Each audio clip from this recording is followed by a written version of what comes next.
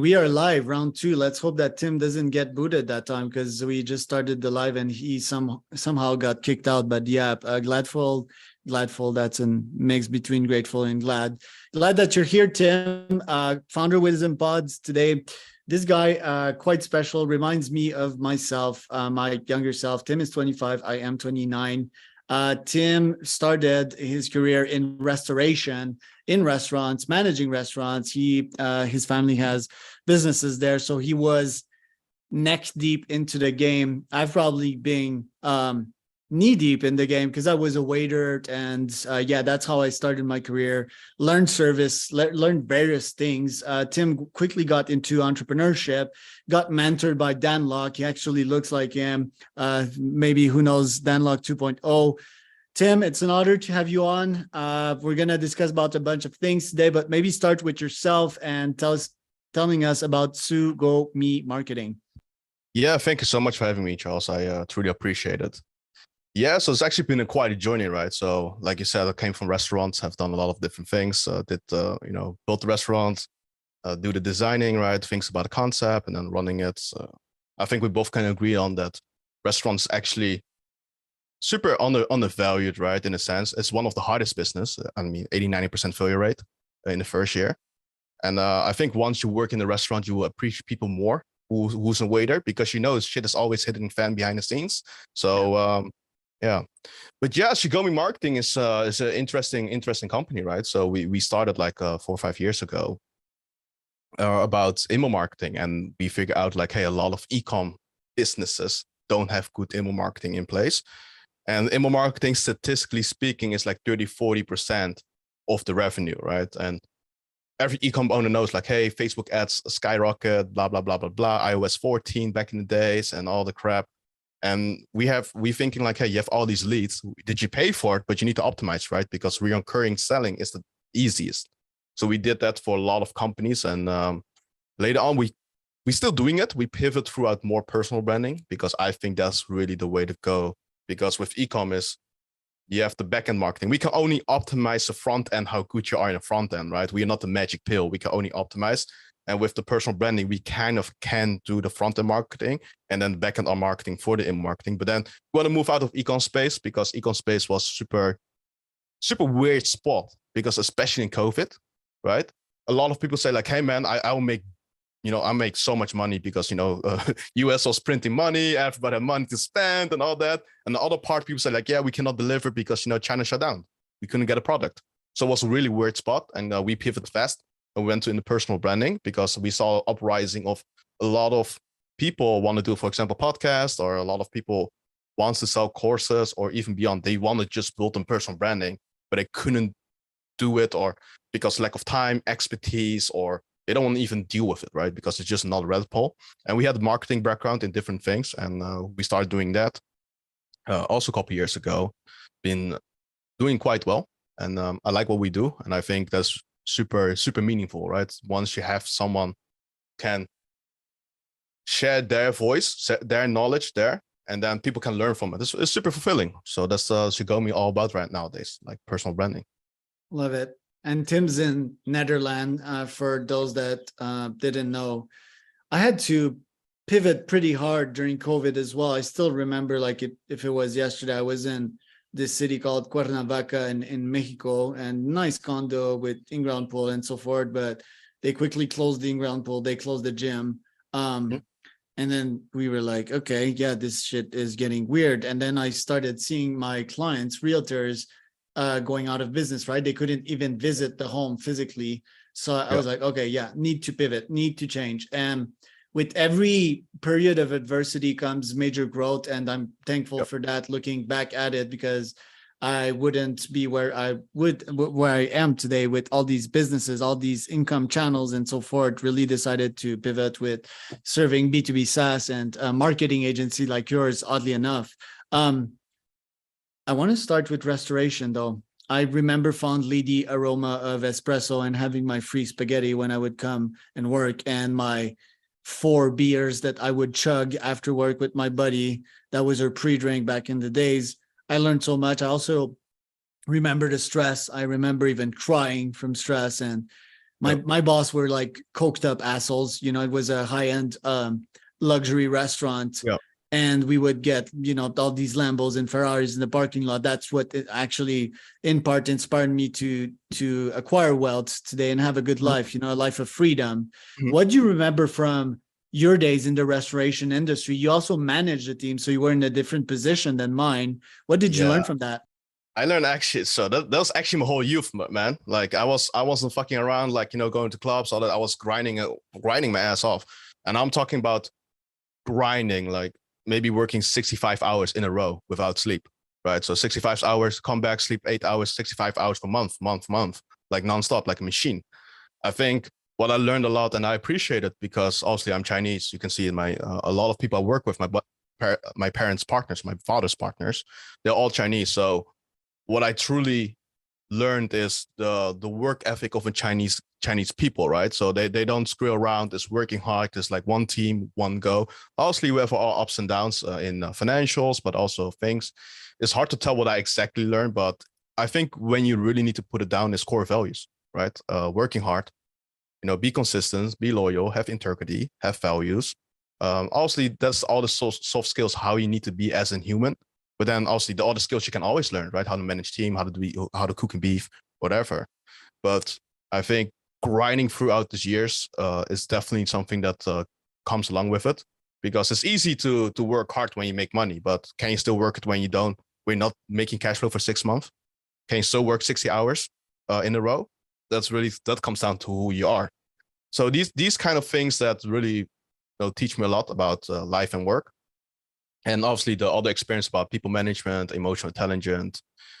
And I think, and I'm biased, right? Once again, I think everybody should work in a restaurant at least maybe 6 months. I'm not saying like, hey, do your whole career be Gordon Ramsay? Definitely not, because it's definitely not worth it in my opinion, unless you can become that big. But definitely work in it. You understand that this hard is a lot of stress tolerance you need to build up. You need to clean up some people, you know, mistakes. You cannot be emotional affected by rude customers, and then your whole day is ruined, or you can become rude to other customers, right? I think it's a really good environment to learn a lot of skills at the same time. That's how I see restaurant, because a lot of these, what I spoke with you before, like in the before the call, is a lot of people, I think nowadays, who straight up jump in the online world, obviously they're successful, and then, you know, and it's well deserved, right? They work hard, but they miss that kind of part. And they will see that that's the disconnect, right, with the new school and old school, right? They're like, hey, these kids, right, they don't know any shit. They just make money on e-com, right? They cannot communicate. They don't have integrity. They're not honest. They're not loyal. Everything's about money. And I think that part you will learn really a lot in the restaurants, at least. And also for my partners, I got a lot. So yeah, that's definitely a thing. Immediate feedback, I would summarize it. And, you know, like I'm writing a lot nowadays about closing the serotonin loop. There's no better teacher than being a waiter or serving someone and having that person tell you like, look, dude, this is cold, or this is not what I ordered, and managing your shit. And most importantly, always be there and attentive to their needs. You know, it's a really good school. It's like, yeah, I am there to serve you. I am there to make you happy. And to back in the days, I didn't know about NPS, but my customers were fucking 9.8 NPS. You know, I was always on point when they needed the water. I would always serve their wine. I would never annoy them. Okay. I would never annoy them. I go to restaurants quite often, probably you two on your side. And I get these waiters that are always on my ass, you know, always asking me, no, dude, just let me be. Let me have that conversation with my wife, you know? So I became also a master at understanding the human emotions. And I don't know how to call it, but the flow of things, which is also some kind of dance that you do in business with your clients. So that school was a very good start, albeit it didn't teach me like all good things, right? Because a bunch of folks were drunkards and stressed out, coked up assholes. I want to ask you though, like it's pretty impressive, and I've never heard that before. How does one work 65 hours in a row? Because that must have shaped your brain in some weird hustler way that I did not have the luxury to get that download in my brain. It's actually funny because a lot of partners have, a lot of people work with me like, Tim, you never sleep, right? I sleep like maybe on average 2 to 4 hours a day, right? And yeah, you know, and I think it's ingrained is obviously it's mindset, right? Because I think when you're in the point that you need to do so much, and obviously within group is easier, physical is easy to do, mental stuff is it's hard to explain how. Actually, it's hard to explain how to do it because it's mental, right? If you go with the team, and I mean, for me, it was more like we work in the restaurant. Maybe we come in the restaurant like 11 a.m. We work into 12, 1 a.m. We need to clean up.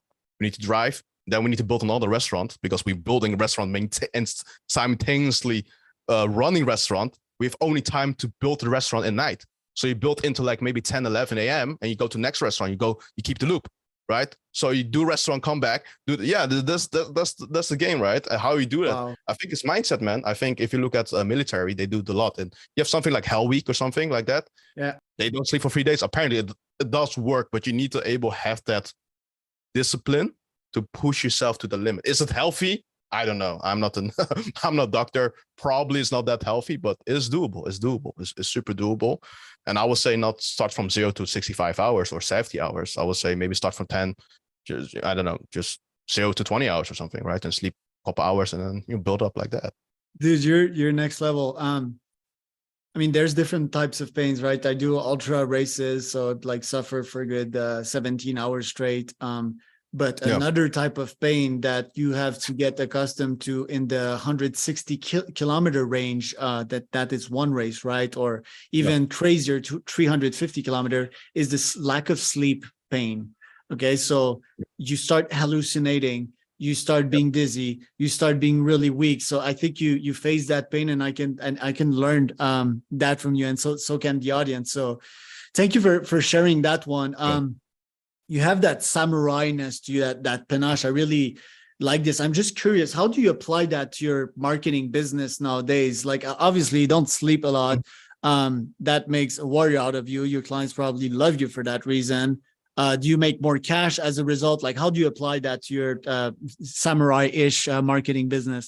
Yeah, by working hard, I think it comes really down to what I've been mentioning before. Is actually about the core values. I think there's a lot of marketing agency out there. I mean, I'm not the first one what I'm doing, to be frank. No one is. And I think if you come there on a call and you're sincere, you have integrity, and you can convey that and you truly stand for it, I think that people can feel it, right? You have kids, and I respect the hustle, right? Because I come from hustle. But if you miss that certain part of it, people can feel it, right? Like, hey, real recognize real. They always say that, right? I think it's also like building systems, how I can manage so many things and projects at the same time. Is system building, I figure out, because in my internships, I cannot tell because I signed NDAs, but I've done internships where I was a guy of 19. I've like managed like 100 to 500 million projects when I was 19 for companies, right? What I figure out with most of these companies, or even for other people, what I heard I've seen in many companies, they don't have systems. There's a lot of politics, but a lot of bureaucracy and all the crap. But in the end, you need systems to make it work. And a lot of people don't focus on fit systems. And system building I don't think it's actually in high level scale. Yes, if you want to build super crazy systems like Facebook, Google, sure. But for a normal agency or for a normal company, not doing even like 7 or 8 figures, should be all right. Couple of zaps. Sorry? Couple of zaps. Yeah, a couple of zaps, and I think not even that, not even like automation, right? I'm not even talking about automation. I'm just like having a system that's templates of blueprints. I think that it's not sexy, right? Everybody wants to, with all respect to Tony Robbins, they want to go to Tony Robbins, get a pump up, boom, boom, boom, boom, and then 2 or 3 weeks later, the hype is gone, the dopamine is gone, right? And then they're like, oh fuck, what should I do with my business, right? So yeah, systems is boring, right? You're sitting. I mean, I do sometimes with my people like 10, 12 hours meetings, like back to like, I'm like talk about systems, like in really specific, okay, does this actually make sense? Right? And then we go over it and then bam, bam, bam, bam, bam, we work everything out. So systems and hard work.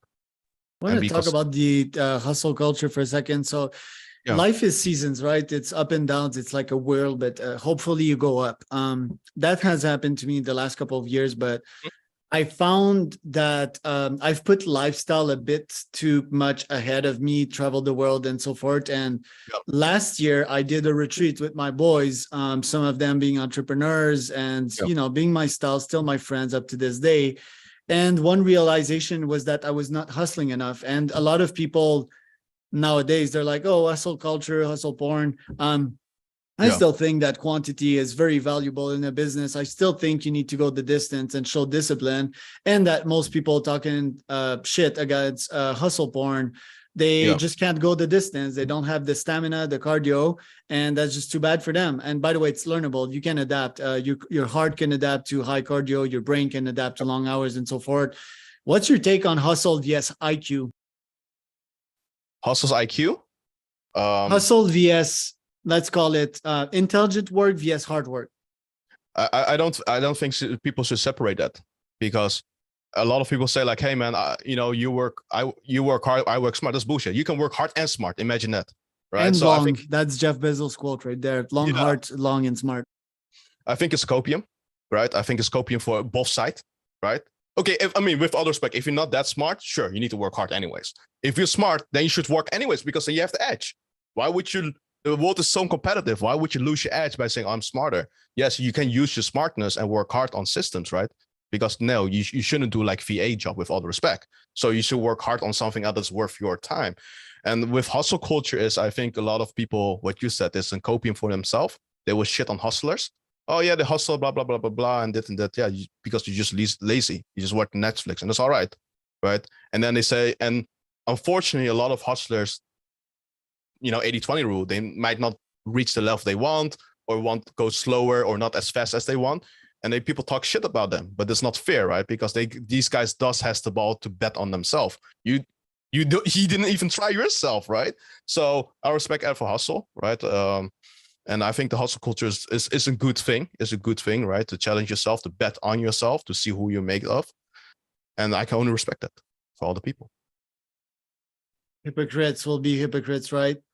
Yeah. In your case, you're young. I can see you have a lot of wisdom. I've been told that myself, even at 20, like lived a lot in the past life. Like, fortunately, you spent your time grinding while I was partying and socializing. Sometimes I regret that part of my life, and I wish I would have discovered entrepreneurship sooner. How do you feel about that? Do you feel like I should regret that or not? Or do you feel you've gained some points from just hustling younger?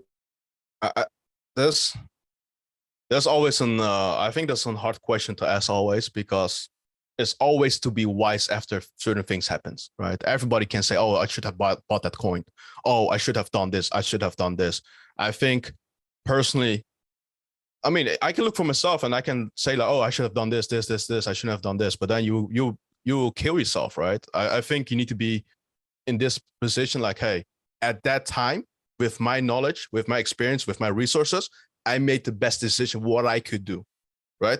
And did it and have peace with it, even when it's fucked up, because that's how we can consistently make the best choices, because you do it based on your experience, resource, and common sense and logical thinking. So you don't need to make emotional decision, but logical decision, and that's how you do it. Going back a little bit to you about, hey, should I have not party and all that stuff? It's hard to say. Maybe not. Maybe it shouldn't. Maybe if you in parallel universum, you start businesses and you didn't make it work and you party right now, that could be also be an alternative, right? So I think you have done what you have done, and right now you're at a very good position and you should be happy about it. Thank you for that. Yeah. I think, and it's surprising about me because my dad was an entrepreneur too. So I had that in my blood somehow, just growing up, listening to him, making some cold calls. And I had good intellect, and that begs the question, what about other kids that don't have intellect or entrepreneurship running around? There's the topic of inclusion nowadays. I want to give these kids a shot, that energy of I should have, I converted like a master judoka into helping these folks. I'm seeing these folks being disinformed by a lot of dudes that have also good stuff to teach, like Tate, for example. Yeah. But what would you say to younger gens that don't really have a direction nowadays and are seeing guys like Tate pop up, a controversial dude? What would you tell them? I think direction is, I think that's it's also hard to say, right? Because I always use that philosophy is in the end, you need to use yourself, because you might know the story. You have like an alcoholic dad, and you have two sons. One is become alcoholic as well, and the other one became really successful. And you've asked one of them, say, why did you start drinking?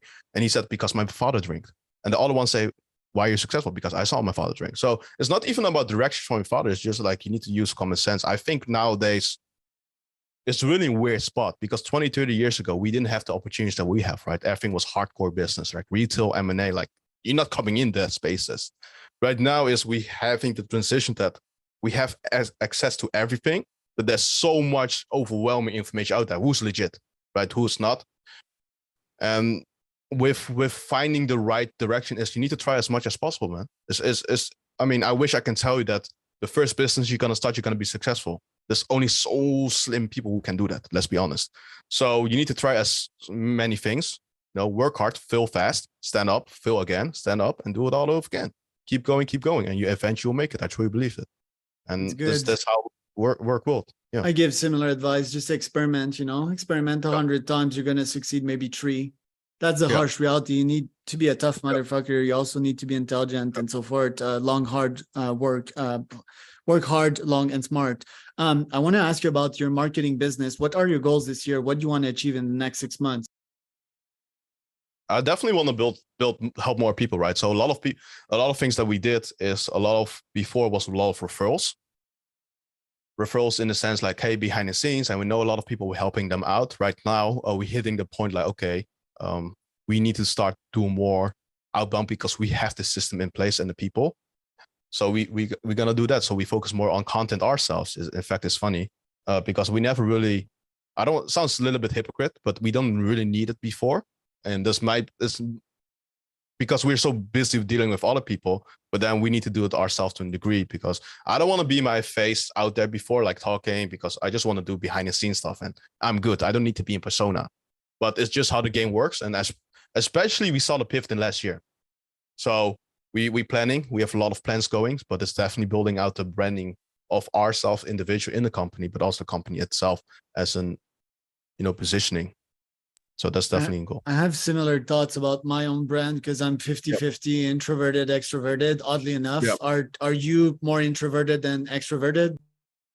I think it's setting, man. It depends on the setting. I will say I can sit in my room hypothetically and I can grind out 4 or 5 weeks without really contacting anyone.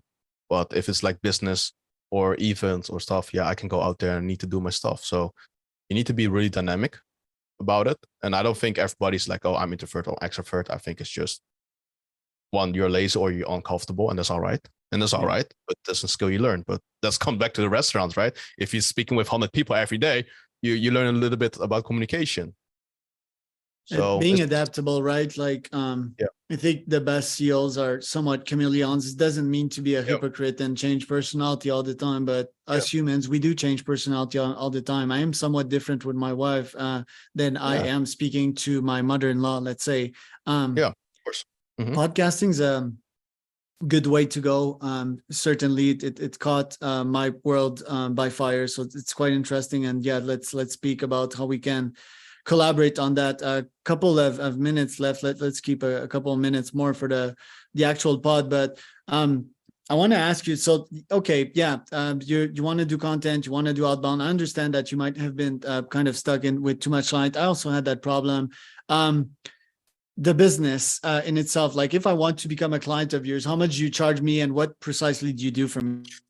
Yeah. So the thing what we do is it's super tailor-made, right? So we don't have standard packages, and I don't think that's a way to go because every business is unique. I cannot say like, hey man, I charge $2,000. I don't even know what's going on in your business, right? Some people need to focus more on TikTok. Some people want to focus on Instagram because of the audience, right? But it's hard to tell right now. We charge between really hard, man. I would say go as low as $3,000 to $15,000 a month, right? But then if you want to have all the things coming on, that could be even more, but that's tailor-made because the part of Sugomi, what's so interesting is all our partners have a lot of diversity skill set.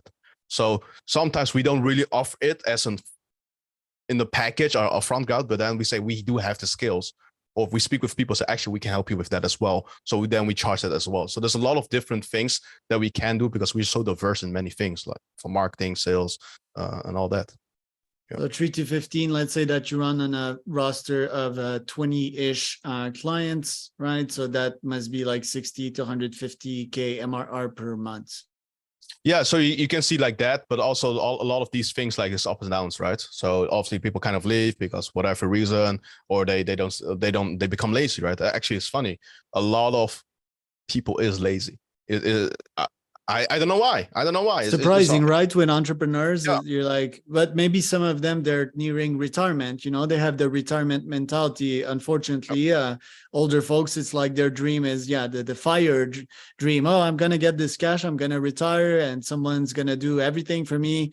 I think when you hit that mentality as a founder, CEO, you're not anymore, it always needs to come from you.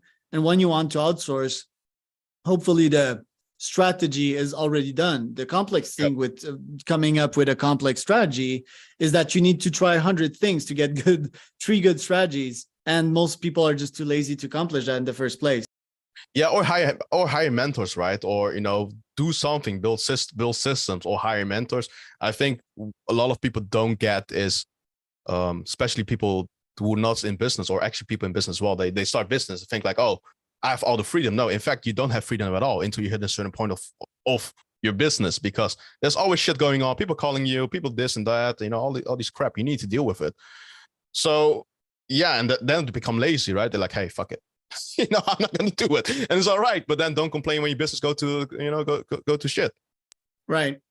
I mean, the best agencies out there, they're kind of like, you take a bet at the casino, and it's also depending on the market, the product market fit is this incredibly complex thing to achieve. Last question that I want to ask you, you've probably heard about Iman Gajit. Are you like following some of his stuff? You're young, so you must be following him. Yeah, I think Iman Gajit is really smart, right? He's a really young guy. He's really successful. Yes. 80 million or some crap. Yeah. Some guy. I think he has the same message as Tate a little bit. Somewhat a bit smarter, more refined, more that's similar category. Yeah, if I'm right, he was really focused on social media marketing before, and then I think the red pill and the Tate and the things came out, and he started pivot as well because he's ranking well. His videos is super high quality. I like it. Yes. I don't know him. I cannot say anything. I think his information is good. So I think it's similar to Tate. I think Tate said more in a way that I like it. But Dan Lok, though, like he's mentored you personally. So what did you learn from him? So it's not really. So I was in his course, right? So obviously we have calls with all the people, right? We have asked questions and that. I think Dan is his sales course is all right. It's not the best. Me being frank, right? There's definitely better sales people out there, right? Sales styles, and I think a little bit depends on your style as well. With Dan is. Yeah, it's hard to tell because there's different style, different people. He knows a lot about business, right? You go on YouTube and do like Boston and Bentley. He talks about a lot of high level business concept, which he can explain in 5 or 10 minutes, which is cool. For me personally, I learned lots of more in sales. I worked in this team as well before, and then I left. I did my own thing, but right now I don't think he's really that big anymore because he's starting to do more B2B into B2C instead of B2C. But yeah, nonetheless, he's very successful in his own right. I think he did that pivot because in Canada, there's strict laws. They might have started getting some compliance, and maybe understood that really? B2B. Yeah. Oh. And I've had similar experience with some of my companies as well. Like people, they file complaints and so forth. So yeah, B2B is a way better world anyway. It's just like more cash, less churn, less emotions, less fuck ups. Yeah, and for him, it make more sense, right? Because he is a mentee of Dan Pena, and Dan Pena is not obviously the king of M&A, right? KOA, the king of M&A. So totally for him makes sense, right? He was one of the best students, so M&A is obviously his thing and his connection. Why not? Yeah, no, it's a pretty cool niche as well. It's just like thinking in a bigger way and having an eagle's eyes of things. But again, there's very few shortcuts in life. Even as an investor, you need to be incredibly gifted. Imagine making bets in this market. It's so tricky, Right now, VCs are investing in AI companies that they don't even really know if they have a back end, and so it's really risky. But guess what? 1 out of 10 experiments, if you're really good, will pay out billions and will make up for the other millions that you've lost. Yeah, exactly. I think AI is a really interesting topic as well, how the world moves. It's definitely life-changing, and I think a lot of people said it, but it's not a lot of people are afraid like, hey, we'll replace my job. Yeah, I mean, with all respect, if you have like an you're not doing really significant, sure. But it's in the end, you learn how to use AI, right? That's where the money is. Everybody say like, hey man, everybody can use Midjourney. No, there's actually way more than Midjourney, how to use prompts, how to do things properly. Even I with agree. ChatGPT. I agree. Yeah, the ChatGPT prompts are somewhat complex, or at least to form a template to semi-automatize something. Tim, it's been an honor to have you. Where can people find out more about you? Yeah, you can definitely reach out to me on sugomimarketing.com, is SUGOMI, and the marketing.com. There's some page, you have all my socials, right? From my, basically from my Twitter to my Instagram, reach out to me. But yeah, thank you so much, Charles.